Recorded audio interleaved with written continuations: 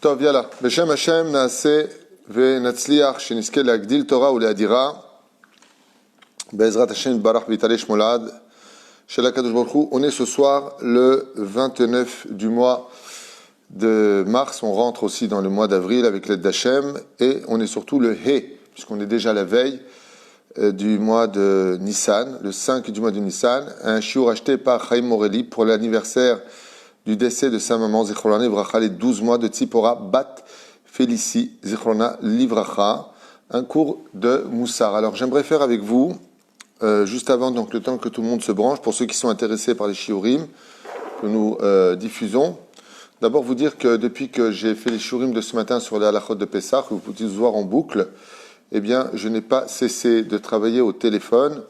Et pourquoi je vous en parle? Pour raconter ma vie? Absolument pas.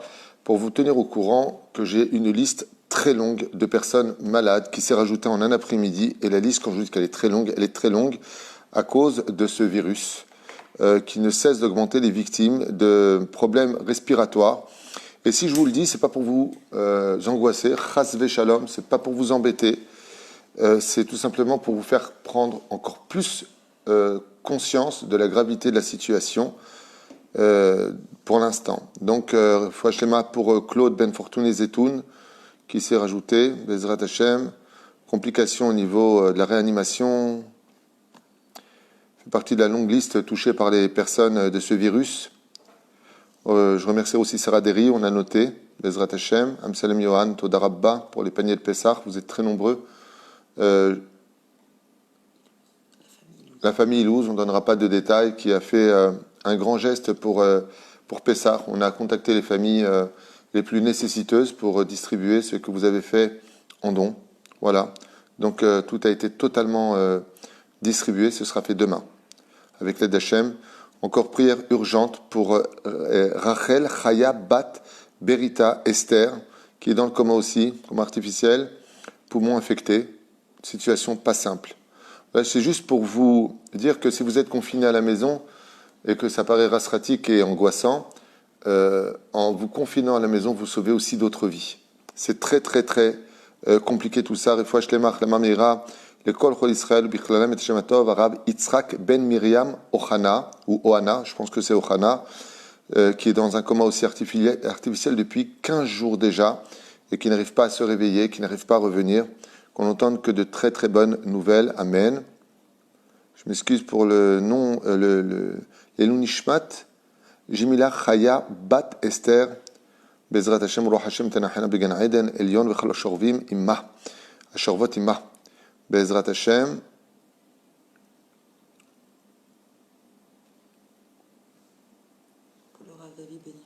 Le Rav David Benichou aussi, on a appris qu'il était touché par le virus, à qui on souhaite une très très grande refoua shlema, mon frère Sami Hashem Shur Hayou, refoua shlema, refoua tanefesh, refoua de Gouf, son fils Hillel, refoua shlema. Je vous ai dit que la liste était très très longue. Et le temps que tout le monde se branche pour notre shiur de ce soir sur le Moussar, refoua shlema aussi pour Moshe Mesaouda, Pinchas Ben Chana, Mahlouf, Ben Rina Noarach, Meir Ben Shira Mazal, Yaakov et Sarah Talia, Bat Efrat Miriam, Alice Aliza Bat Rivka,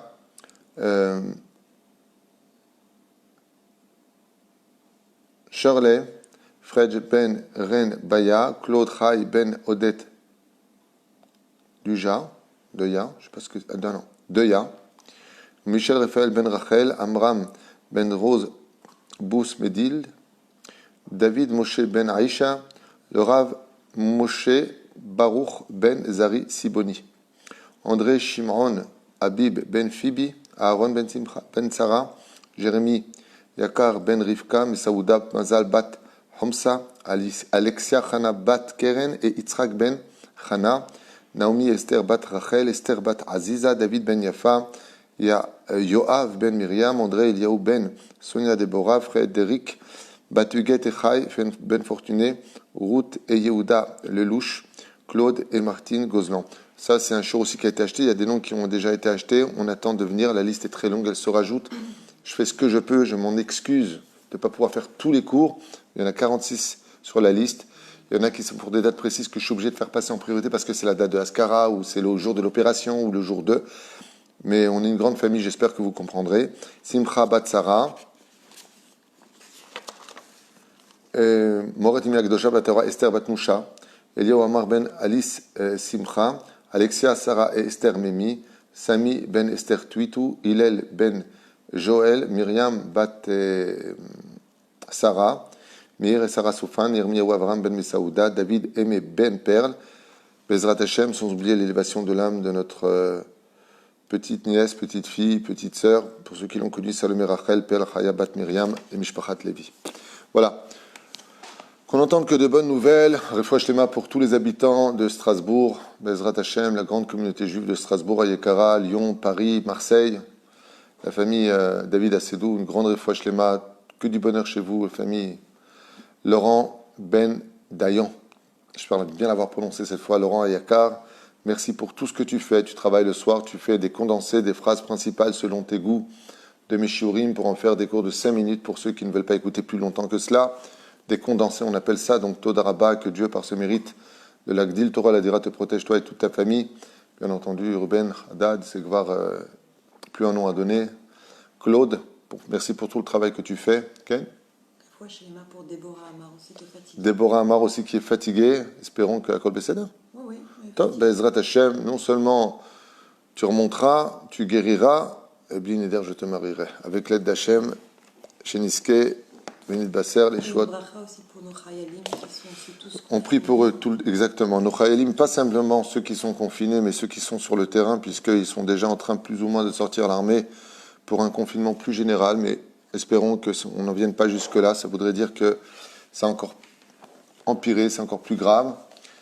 Et puis en même temps, j'aimerais, avec votre permission, qu'on ait une pensée très forte pour toutes ces familles qui ne sont pas contaminées, mais qui sont contaminées par une autre douleur, celle de la pauvreté. Il y en a beaucoup.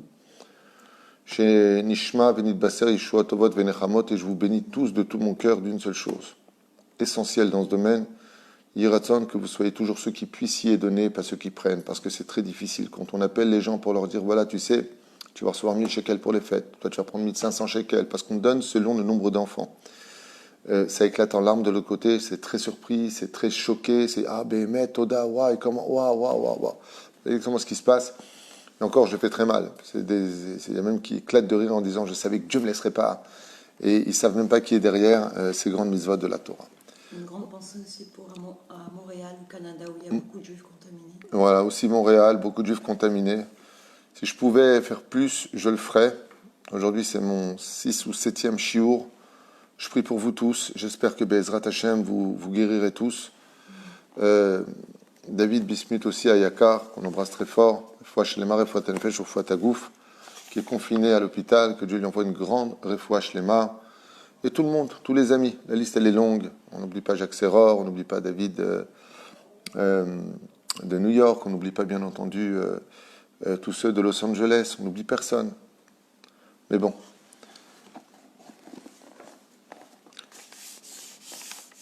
Ce qu'il y a de merveilleux, c'est que ma chère vienne ou pas, que ma chère y vienne ou pas, le peuple d'Israël, lui, par contre, est prêt. Sur ce que je voudrais dire une phrase à ma femme et en même temps à tous ceux qui nous écoutent, c'est que il y a un énorme retour aujourd'hui à la tchouva de beaucoup de gens. Je ne vous lis pas le nombre de personnes qui m'envoient des WhatsApp, des mails, des SMS, qui ont fait pour la première fois de leur vie Shabbat, première fois de leur vie depuis la bar mitzvah, qui ont des âges avancés et qui mettent les tefilines. Aujourd'hui, on est en train de mettre un argument de poids dans nos poches, c'est que si le Mashiach nous attendait depuis 2000 ans, aujourd'hui une grande partie du peuple peut dire au Mashiach, Baba, c'est nous qui t'attendons maintenant. Est-ce que ça le fera venir à Pessah d'après, on n'est pas au bout des 6000 ans.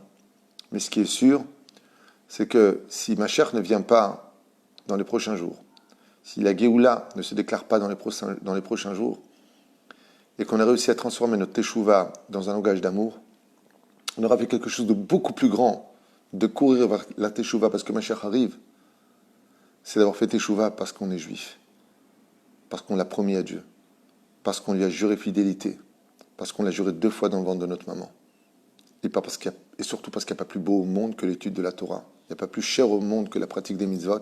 Il n'y a pas plus grande chose au monde que de s'entraider les uns les autres. Chen Bezrat Hashem, ne regrettez surtout rien. On entend beaucoup de vidéos sur Mashiach arrive, ça y est, qui vivra verra, c'est ce que je dis toujours, et j'en fais partie.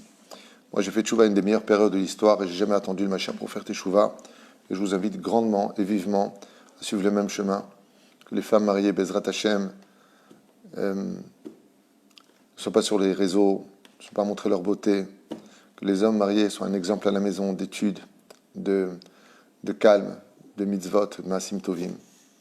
Enfin, de belles familles, Bezrat Hashem. Hein? Beaucoup d'amour, comme dit ma femme. Exactement. Beaucoup d'amour et beaucoup d'humour.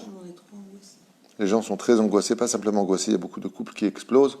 Et c'est pour cela que j'ai décidé, quand on en a parlé, de faire un cours sur, en même temps, et les halachot, et de l'autre côté, sur le moussard. Parce que si on est des techniciens de l'halacha, à savoir ce qui est permis et est interdit, et qu'on n'est pas dans un monde de vérité, on n'est pas dans un monde de douceur, de compréhension, et surtout, comprenez-le bien, je ne sais pas quel est le message absolu de tout ce qu'on vit, et encore pour moi, je ne vais pas jouer les apprentis sorciers, mais pour moi c'est que le début d'un processus, qui se suivra par peut-être, on ne sait pas ce qu'il y aura, on peut arrêter ça par la teshuva d'amour, tous ensemble, l'effondrement, l'Occident contre l'Orient, les guerres civiles, qui peuvent s'en suivre, la guerre de Gog ou Magog, peut-être bombe nucléaire, je ne sais pas. Mais par contre, il y a marqué V'tzadikim bo yelchubo. Ceux qui seront dans la Torah et les mitzvot, bo yelchubo. Comme ça dit le prophète, c'est pas de moi. Isaïe dit, et tzadikim bo yelchubo. C'est dans Tsephania, je crois, pardon. Le prophète Tsephania, qui dit, tzadikim, ils iront et partiront. Ça veut dire que, jusqu'à aujourd'hui, c'est d'être religieux. C'était pas une référence aux yeux de personne. Quand il faudra payer les pots cassés de la fin des temps, celui qui aura beaucoup de mitzvot et beaucoup d'actions à son insu, on le regardera comme un prince. On dira, waouh, toi tu peux m'aider, tu as du mérite. Comme on le faisait à l'époque de nos grands-parents. Quand à l'époque de nos grands-parents, on voyait un tzaddik, on dit, toi tu peux le faire la bracha. Toi tu peux, prends un billet de lui, la main lui porte la bracha. La tzaddikim à la fin, hein, les femmes qui ont porté leur kissouille, ceux qui auront travaillé l'humilité, ils verront à la fin les résultats. Je vous l'affirme. À la fin, ceux qui auront tenu la Torah et les mitzvot dans ce monde verront, comme on dit, c'est à la fin qu'on paye les musiciens. Alors c'est à la fin qu'on verra tout ça. Vous savez, quand on offre un beau cadeau, un présent qui veut toucher le cœur, en général on offre des roses. Et il n'y a pas de roses sans ronces. Ce qui fait que quand on prend, oh quel beau bouquet, Toda, waouh, t'as vu ce qu'il m'a offert? Aïe, ça fait mal. Si des fois la Géoula, elle se prononce par des ronces, mais en réalité c'est des roses. Il faut prendre juste du recul et attendre comment ça va finir pour comprendre combien Kadosh Baruch Hu Behemet nous a protégés en nous enfermant dans des endroits. Parce que Kadosh Baruch Hu ne fait jamais, jamais de mal. Mais pour cela, ça va nous travailler. Qu'est-ce qu'on va travailler? Alors, nous sommes dans le Péléoët. Pardon, chérie? Juste avoir un petit mot pour tous ceux qui sont en deuil, qui ont perdu quelqu'un de proche. Oui, il y a eu beaucoup de décès, tu as raison d'en parler. Un petit mot pour tous ceux qui sont en deuil. Alem Shalom, toutes ces Neshamot. Les gens qui sont confinés à l'hôpital et qui sont partis à l'hôpital. Hier, j'étais avec quelqu'un, un ami qui est à l'hôpital, il m'a dit, il y a 2 personnes qui venaient de partir devant lui. On ne peut pas faire le Kaddish, on n'a pas de minyan. Pour cela, vous avez les Mishnayot. Lisez le maximum de Mishnayot pour l'élévation de l'âme des défunts. Étudiez les livres de Moussard. Et surtout, changez quelque chose en prenant sur vous une mitzvah. Quand on prend sur nous une mitzvah, c'est plus qu'un Kaddish, c'est plus qu'une étude, c'est plus que tout. C'est la flamme qui réavive la personne qui est partie. Et les Chachamim nous annoncent et nous disent, quand une personne prend sur lui une mitzvah parce qu'un proche est mort, le proche il est plus simplement mort, stam, il est mort d'un Kiddush Hashem parce qu'il a réussi à donner une mitzvah en plus dans ce monde dans lequel on vit. Bezrat Hashem. N'oubliez pas un détail, dans le judaïsme, on ne meurt pas. Si on enterre nos morts uniquement avec un pyjama et un trou, c'est parce que chez nous, les juifs, les morts ne vont que dormir dans le Bet Haïm, la maison des vivants. Parce qu'il y a Triat Hametim, et bientôt, ils seront tous avec vous. Donc, patience. Mais pour cela, nous avons encore beaucoup de choses à travailler. Je commence le shiur qui se divisera peut-être en 3 parce que c'est énorme. Je vous ai montré le livre. Nous sommes avec Rabbi Eliezer Papo dans son livre Péléoret. Et pourquoi j'ai pris son livre? Parce que le rabbin Rabbi Eliezer Papo a fait un travail extraordinaire du alpha bêta, c'est-à-dire du Aleph, Bet, Gimel, Dalet, He, comme l'a fait l'Écouté Tzot ou le Sefer Midot de Moreno Arav, Rabbi Nachman Mibreslev, surtout Gena Alenu. Et là, on va faire un petit peu notre étude. Moi, j'aime bien étudier tout le monde sur le domaine des Midot. L'extraordinaire travail qu'a fait ici le Rav, Bezrat Hashem, le Rav Tzvi Hirsch, exactement, Haggaon Amfoar Vayadoua, c'est qu'il a fait en 4 lignes des explications principales sur le travail des Midot. Donc, ce soir, avec l'aide d'Hachem, on part pour à peu près un quart d'heure, 20 minutes de shiur. Après quoi, je vais aussi aller dîner avec ma famille. Et on se retrouvera demain matin pour continuer ce shiur sur le Moussar, puis ensuite des halachot. Et demain soir, un question-réponse général, parce que vous avez, je vois, énormément de questions sur mon WhatsApp, ça n'arrête pas. La Chen Bezrat Hashem, on réouvrira le question-réponse. En mer arabe, Emet, à propos de l'amida du Emet, on en a déjà parlé, hein, selon Rabbi Nachman. Maintenant, on en parle selon une autre façon de voir les choses dans le judaïsme. Emet, Isaïr, les Daber Emet, qu'une personne prenne sur lui à partir d'aujourd'hui de ne dire que des vérités. Il ne mentira plus, ne manipulera plus, et cessera de trouver toujours des excuses à sa médiocrité. Chez Daber Emet, chez Guide et Emet. Bien entendu, tout ça, Meoutaf veut dire accompagné de délicatesse et de diplomatie. Chez le Etzeshum Devar Sheker Mipiv, car le Sheker, le mensonge, éloigne la Géoula, mais la vérité rapproche la Géoula, puisque Dieu ne supporte pas, dans les 4 espèces d'individus que Dieu a créés, qu'il déteste. Il y a plusieurs façons d'être un homme. Il y a 4 façons d'être que Dieu déteste. Ceux qui font de la lèche, ceux qui font, qui boivent, qui se saoulent, ceux qui mentent, entre autres. Donc vous voyez que les chakranim font partie des 4 qui n'ont pas de monde futur. Les moqueurs aussi. Ils font partie, oui bien sûr les moqueurs, mais les menteurs font partie des gens que Dieu déteste et qui ne verront jamais Hachem après leur mort. D'où l'importance de ne pas mentir. Velazet tsarich lismoch nafsho, nimsor nafsho, kedei lidabek begufa de malka. Et pour cela, une personne doit être conscient que le Créateur du monde est constamment en train de l'observer et qu'il compte sur lui pour être quelqu'un de droit. Être droit dans ce monde, c'est être émet. La Torah ne peut pas appartenir à un menteur, d'où l'expression Vatiten émet le Yaakov. Yaakov est l'homme qui représente le summum de la Torah. Yaakov Ishtam Yoshevo Alim, c'est un homme qui réside dans les Bate Midrashot, dans les centres d'études. Il doit être émet. Qu'est-ce que ça veut dire dans l'absolu être émet? Être émet, pour le message de ce soir, c'est d'être capable d'être une personne qui, quand elle a tort, n'a pas besoin de chercher d'arguments pour essayer de s'en sortir. C'est tellement plus simple de dire « tu as raison, pardon ». Ça, c'est une mida extraordinaire du émet, que le Créateur du monde recherche plus que tout au monde. L'une des raisons pour lesquelles le roi David est considéré comme étant le roi préféré de Dieu, l'ami de Dieu, celui qui nous a composé les 150 Téhilim, c'est parce qu'il avait en lui la mida extraordinaire du Hémet. Quand, dans le 51e Téhilim, le prophète Nathan vient voir le roi David, et qui lui dit, tu sais, à propos de Bathsheba, t'as pas été... Qu'est-ce qu'il répond? Un mot, khatati. Il dit, j'ai fauté. Il dit pas, oui, mais enfin bon, attends, d'abord, j'ai pas fait vraiment une vraie faute. Depuis ma Bereshit, elle était ma femme. J'avais dit à Uriah de pas me désobéir, je suis le roi, il m'a désobéi. Il avait fait le guet à sa femme, il est mort, elle était libre, je l'ai pris, Nigmara Sipour. Donc je n'ai pas vraiment... Pas du tout. Le roi David, il a dit, Béhémet, t'as raison, je reconnais, Khatati, Télim 51. Un mot. Le roi David a trouvé grâce aux yeux d'Hachem parce qu'il était Hémet. Quand il a tort, il a tort. Il sait reconnaître la vérité et il ne se cache pas derrière des arguments. Le Hémet peut tellement être grand qu'on raconte une fois que le défenseur d'Israël, le Sanégor d'Israël, Rabbi Yitzhak de Berditchev, Zecher Tzadik Vekadosh Ibracha, il a trouvé un juif qui était en train de fumer pendant Shabbat Kodesh.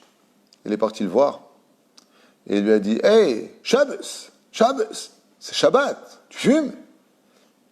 Il lui a dit « Tu sais que c'est Shabbat aujourd'hui, peut-être que tu crois que c'est dimanche ou vendredi. » Et le juif, il a dit « Non, je sais que c'est Shabbat, je fume et je sais que c'est interdit. » Rabbi Yitzhak de Berditchev, il l'a embrassé sur le front, il lui a dit, en regardant le ciel, tu vois, Ribbono Shel Olam, maître du monde, tes enfants sont tellement purs que même mentir, ils ne veulent pas. Ils savent que c'est Shabbat, ils savent que c'est interdit et ils disent le Hémet.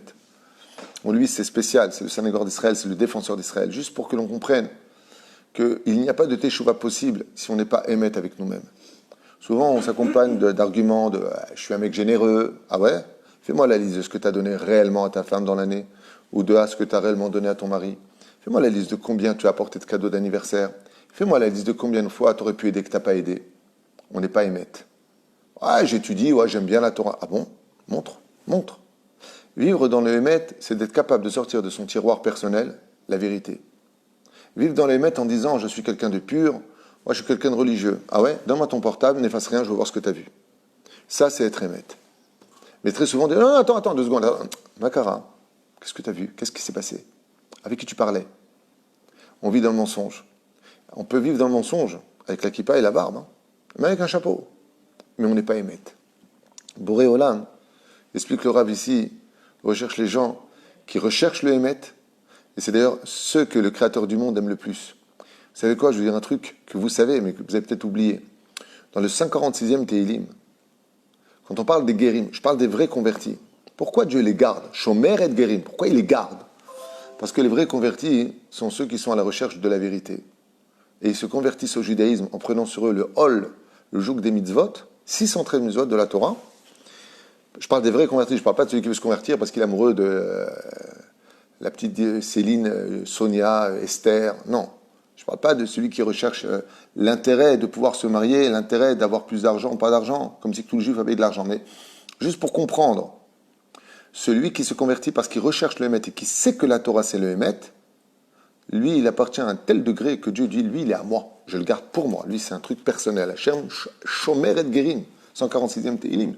Il Shomer auto, il le garde, il le protège. Pourquoi? Il n'est pas juif.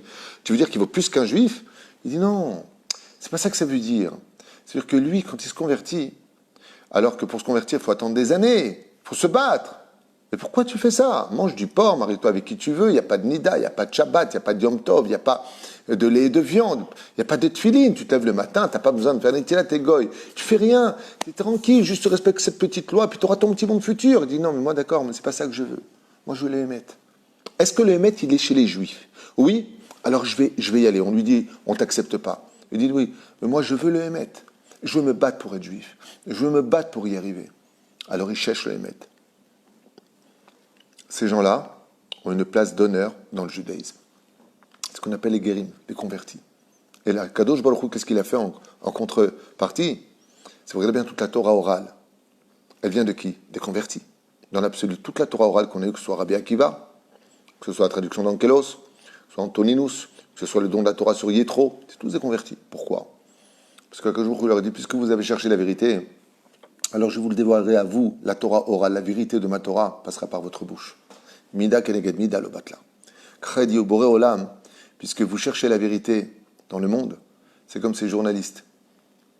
Une fois, il y en a un qui m'a appelé, un musulman, journaliste.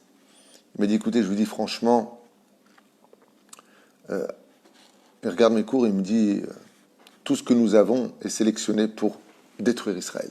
Il n'y a aucune vraie information. Je lui dis alors, qu'est-ce qu'on peut faire? Il m'a dit, j'en ai marre de vivre dans le mensonge. Je lui ai alors dit la vérité.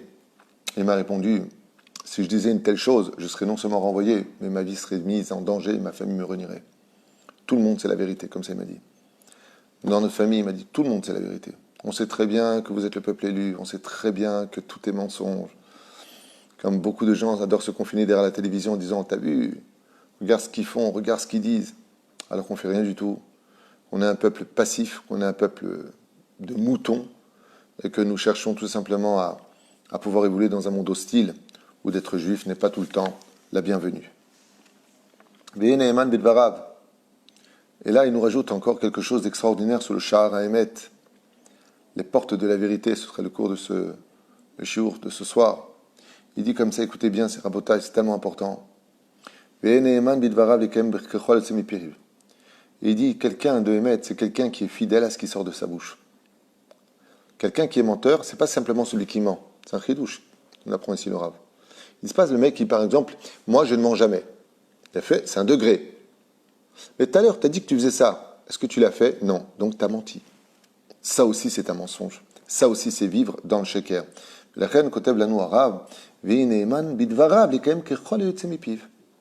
Quelqu'un de véridique dans ce monde, c'est quelqu'un qui reste fidèle à la valeur des mots qui sortent de sa bouche. Il dit des vérités, les intentions étaient réelles, il n'a pas cherché à mentir, il ne ment pas, seulement il laisse choir sa parole en vain. Il la laisse tomber par terre sans lui donner réellement de vie, parce que la différence entre la parole et l'acte, c'est que l'acte donne réellement vie à la parole.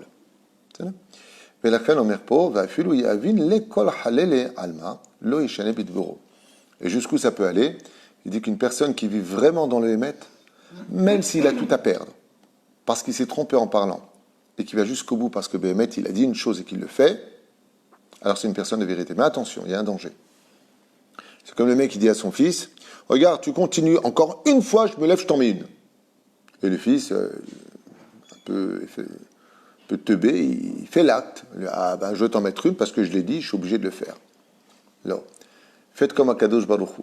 Boré Olam, écoutez bien ce qu'il fait, écoutez bien ce qu'il dit.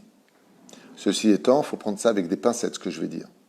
Parce que si les enfants, quand vous voulez dire je vais te punir et vous ne le punissez pas, au bout de la deuxième fois, il dit bon, de toute façon, tu parles pour rien dire. Il y a des moments où il faut savoir sévir.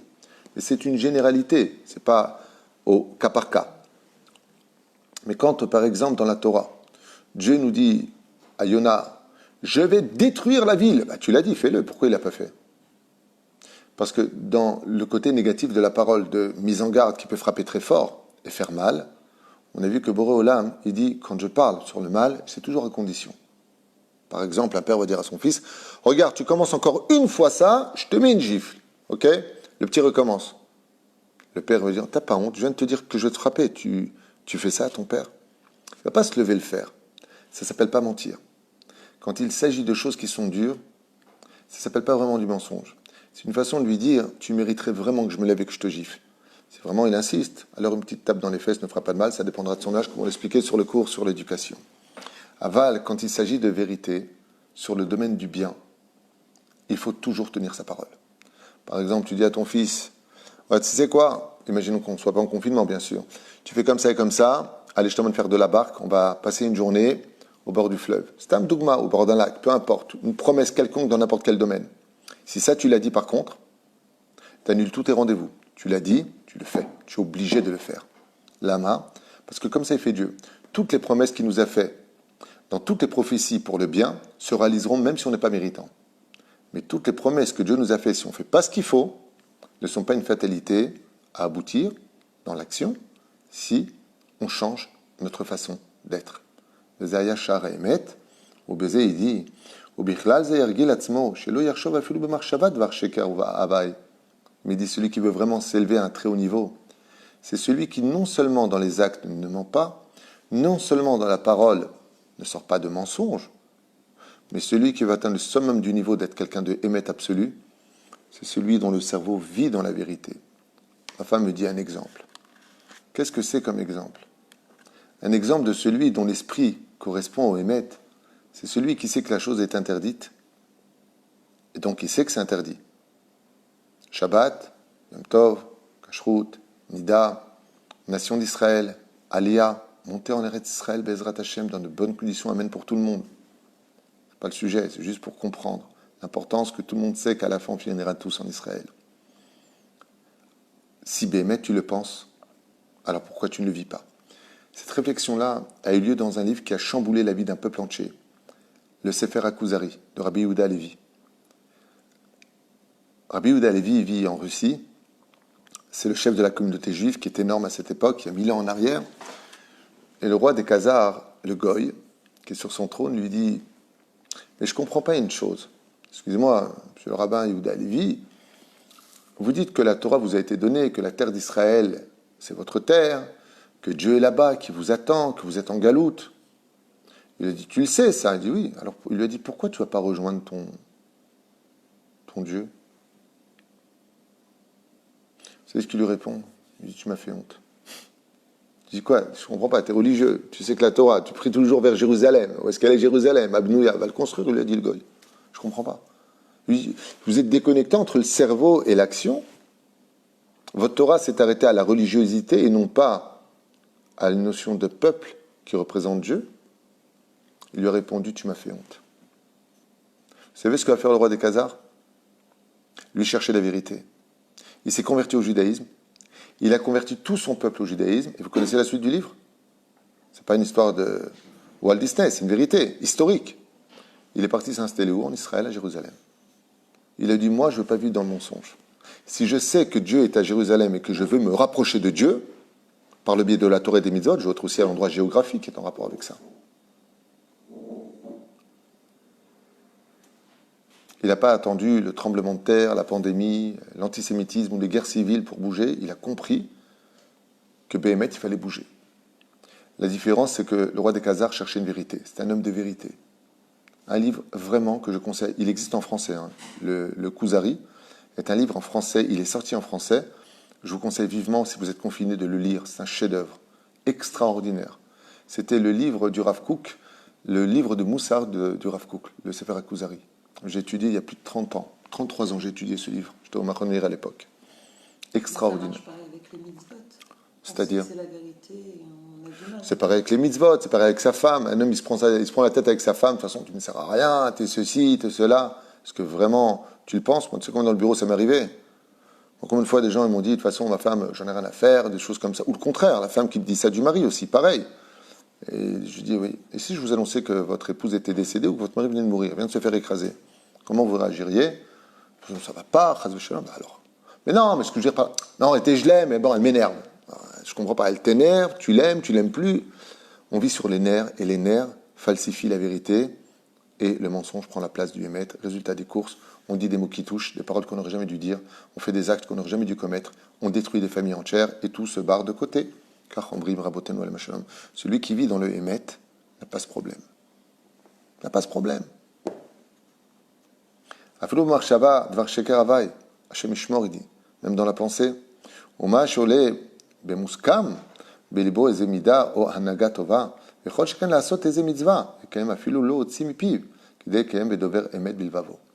et un troisième degré, nous dit ici le Rav, je finirai avec ça, c'est pas la pensée de l'acte, ce n'est pas la vérité de l'acte, ce n'est pas la vérité de la pensée, de l'esprit, écoutez bien ce qu'il dit, c'est la pensée du cœur.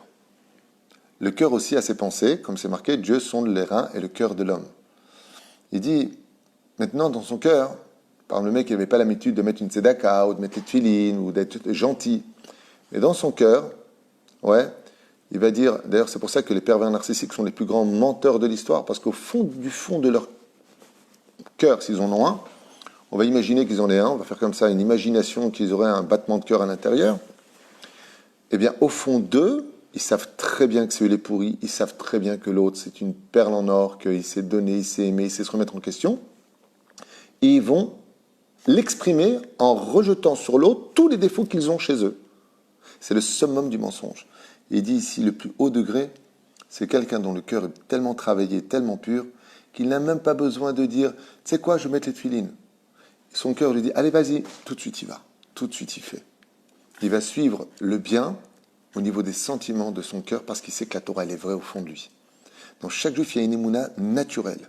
Il sait qu'il faut être Shomer Shabbat, il sait qu'il faut être gentil, il sait qu'il faut être humble, il sait qu'il faut se respecter les uns les autres, il sait qu'en criant après ses enfants, il ne va pas construire, il va détruire. Il le sait.